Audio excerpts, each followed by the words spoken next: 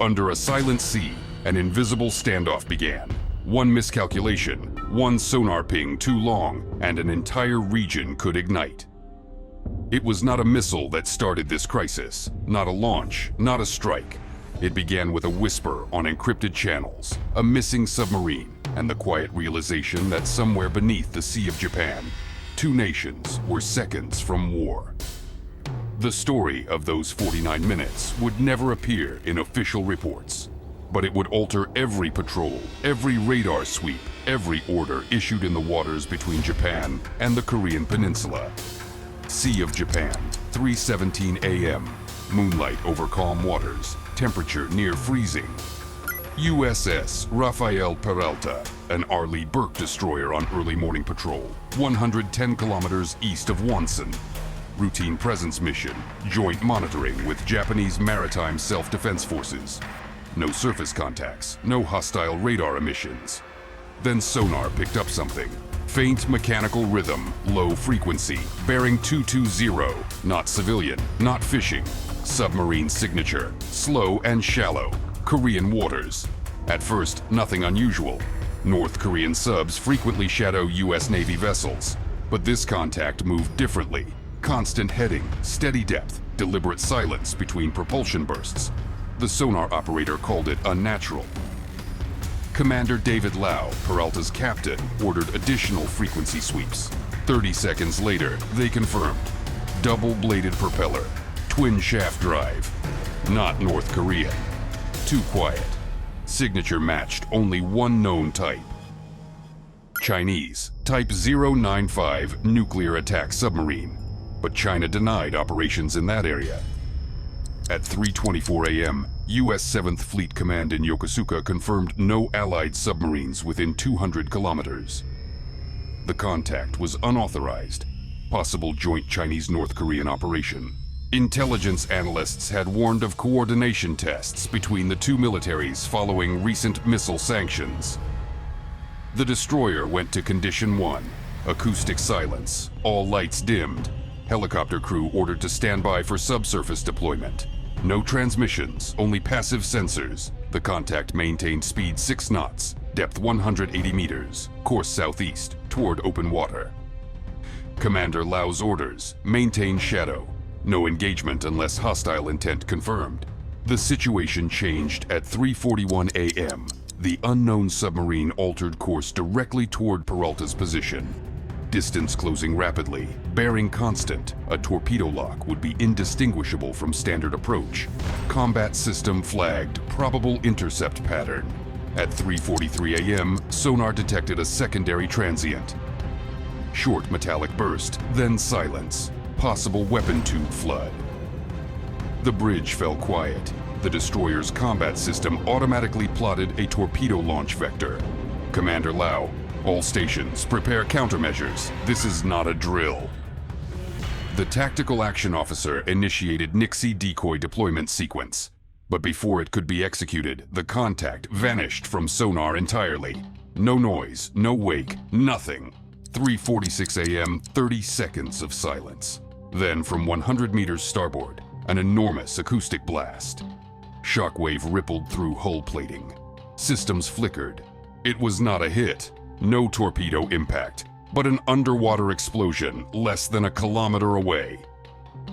The submarine had detonated something deliberately, a low-yield device, possibly conventional. Pressure wave triggered alarms across multiple compartments. Sonar arrays overloaded temporarily, contact lost completely. The ship turned to defensive heading 270, preparing for follow-up attack. None came. 3:48 a.m., U.S. Indo-Pacific Command classified event as potential hostile action. Nearby assets scrambled. 2 P-8 Poseidon maritime patrol aircraft launched from Misawa. Japanese destroyer Kongo diverted to intercept area. At 3:51 a.m., Peralta regained partial sonar capability. Multiple contacts appeared. 5, 6, maybe more. Small propulsion sources at varying depths. Drones or decoys. North Korean signature this time. The water had become a battlefield of ghosts. Commander Lau ordered all decoy systems deployed. Nixie arrays extended, towed bodies active. The ship's crew braced for torpedo attack, yet nothing came through. Instead, the drones circled the destroyer in coordinated pattern, transmitting bursts of encrypted data to unknown receiver. It wasn't an attack, it was mapping. Someone was scanning Peralta's sonar frequencies, testing reaction times, building a combat model in real time. At 3:55 a.m., the situation escalated. The Chinese submarine reappeared. Bearing 216, range 9 kilometers, shallow depth. Transmission intercept confirmed it was broadcasting to North Korean Coastal Command. Not voice, not data burst, but coded acoustic pulses. A method used in wartime coordination. Strategic Command relayed one instruction: maintain shadow, do not fire unless fired upon. But inside the operations center, everyone knew the rule of engagement had already blurred. 4 a.m., the submarine launched an object. Detected mid-water descent, non-propulsive, cylindrical body falling towards seafloor. Not a mine, too small, not a torpedo, no drive signature. Assessment: sensor buoy, advanced type, designed for electromagnetic interference. Seconds later, Peralta's radar system glitched. SPY-6 arrays flickered with false echoes, phantom targets multiplying across display. Entire tactical picture scrambled. Commander Lau authorized emergency radar reboot. For 2 minutes, the destroyer was blind. When sensors returned, the contact was gone again. Instead, 2 high-speed surface signatures appeared on horizon. North Korean missile boats, type Chaho class, small and armed with anti-ship missiles. They were approaching at 30 knots from the west. The destroyer prepared for defensive posture. Combat Air Patrol requested from Kadena Air Base. F-15E aircraft scrambled, time to target 12 minutes. The ship's phalanx system armed automatically. 4:08 a.m., the missile boats fired first. 2 surface-to-surface missiles detected. Short range, sea skimming, outdated but dangerous at close range. The Aegis system locked instantly. 2 standard missile interceptors launched. Mach 3 speed, perfect trajectory. Both incoming missiles destroyed midair. Explosion illuminated dark sky over sea. The blast reflected on waves like burning mirrors. But as soon as the threat neutralized, sonar picked up something worse. Underwater launch detected. Torpedo, bearing 215, depth 100 meters, speed increasing. 4:10 a.m., torpedo inbound, countermeasures deployed. Nixie decoys active, evasive turn hard port, engine vibration rose, alarms echoing through compartments. The torpedo closed to within 500 meters, then detonated prematurely. Decoy successful, crew steadied. Commander Lau ordered, return fire authorization. But the submarine was already retreating toward coastal shallows, impossible to pursue without violating territorial waters. The missile boats reversed course, engines at maximum, engagement over. 4:13 a.m., U.S. 7th Fleet Command issued direct order to contain situation. No pursuit into North Korean waters. Instead, secondary mission activated. Recover the unidentified device dropped by submarine earlier. Underwater drone launched from aft bay, controlled by Combat Systems Division. Drone descended to 200 meters. Camera feed showed metallic cylinder, half buried in silt, length 4 meters, markings erased. Radiation sensors showed trace isotopes consistent with mini-reactor power source. It wasn't a weapon, it was a surveillance core, designed to hack undersea cables and intercept acoustic networks. At 4:21 a.m., drone recovery complete, cylinder secured aboard. At same time, intercept satellites recorded Chinese naval communications referencing Project Tide Mirror. Translation: live trial of integrated underwater reconnaissance grid between Chinese and North Korean forces. The device recovered from seabed was part of that system. Operation intended to map U.S. undersea communications routes between Japan and Guam. The explosion earlier was self-destruction of secondary node to avoid capture. The submarine had been protecting a network, not attacking the destroyer directly. 4:27 a.m., multiple radar returns detected on northern horizon. Fighter aircraft leaving North Korean airspace, 12 MiG-29s. Formation flight, likely intimidation maneuver. F-15Es from Kadena arrived 2 minutes later, assuming protective orbit. No engagement. Both sides held fire. Tension measured in silence. The sea, calm again but loaded with threat, carried vibrations of engines, echoes of torpedo detonations, fragments of lost drones. Every second stretched like a fuse waiting to ignite.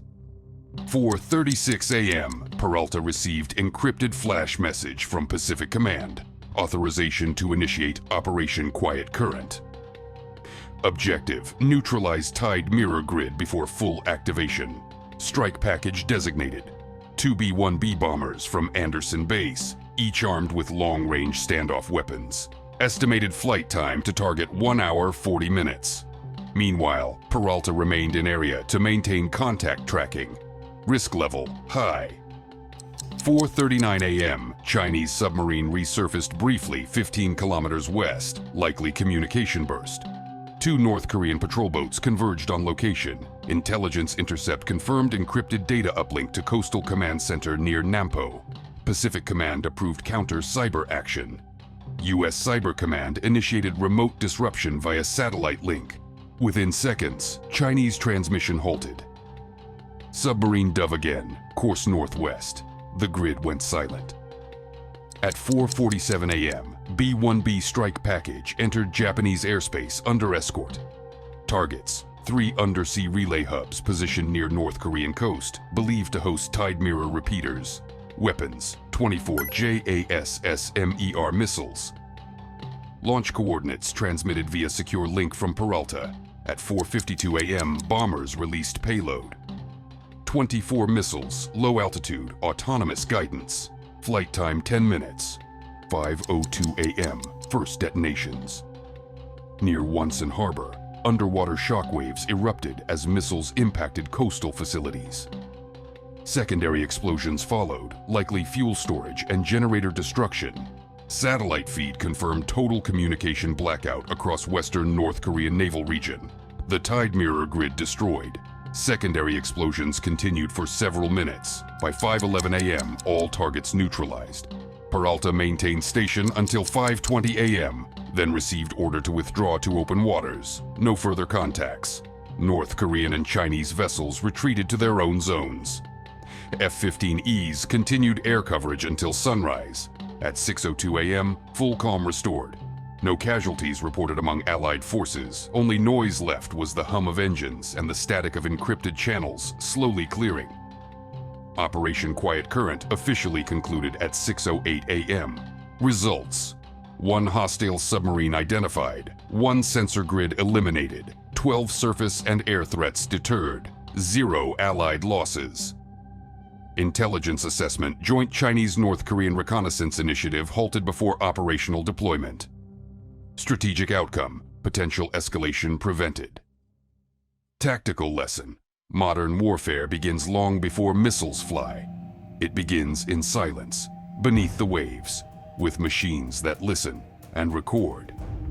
Post-mission analysis later revealed that the underwater grid had been transmitting acoustic data toward a relay buoy near Chinese coast.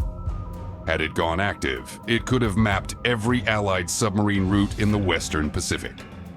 Its destruction delayed regional surveillance expansion by at least 4 years. Classified appendices described it as first successful counter-undersea cyber strike in open waters. By dawn, the Sea of Japan looked unchanged. Calm surface, empty horizon, faint smoke on the western sky. But for those on board, nothing was ordinary anymore. Every ping, every echo, every shadow below the keel carried new meaning. The destroyer continued patrol silently, escorting nothing, hunting no one, but listening to everything. Commander Lau wrote a single line in the ship's log. No shots exchanged, all objectives met, ocean quiet again. 49 minutes of tension, 6 engagements, 0 losses. Not a battle, not officially. But those who were there called it something else. They called it the night the ocean almost spoke.